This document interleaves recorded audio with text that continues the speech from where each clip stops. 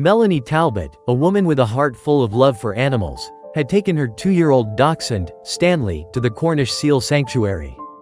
It was a crisp, cold day, and Melanie bundled Stanley up in a bright blue jacket with a hood that covered his ears.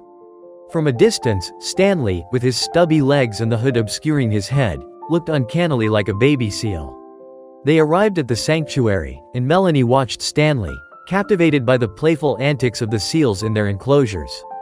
As she leaned against the glass, peering into the tank, she noticed a young seal named Aayla swimming towards Stanley. Aayla pressed her nose against the glass, her eyes locked on the dachshund. Melanie, initially startled, quickly realized Aayla wasn't exhibiting aggression, but an intense curiosity.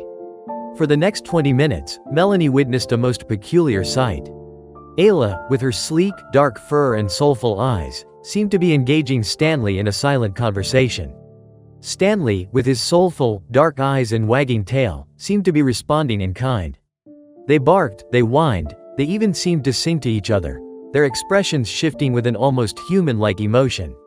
The playful antics of the other seals in the tank were almost forgotten as Melanie watched this unusual, almost magical connection unfold.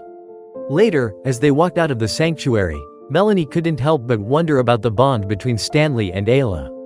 Will he recognize her next time? She wondered. Weeks turned into months, and Stanley's visits to the sanctuary became a regular occurrence. Aayla, the young seal, always seemed to be waiting for him. They would spend their time at the tank, communicating in their own way, their expressions mirroring each other's emotions. Melanie had never seen such a unique and heartwarming connection. Then, one cold, blustery day, Melanie arrived at the sanctuary only to find the tank empty. A sign explained that Aayla had been released back into the wild, deemed healthy and strong enough to return to her natural habitat. Melanie felt a pang of sadness for her furry friend and wondered if Stanley would ever see Aayla again. As she walked towards Stanley, she noticed him staring intently at the water. His tail was wagging gently, but his usually bright eyes held a hint of melancholy. As she knelt down next to him, Stanley, as if sensing her sadness, whimpered and nudged her hand with his snout.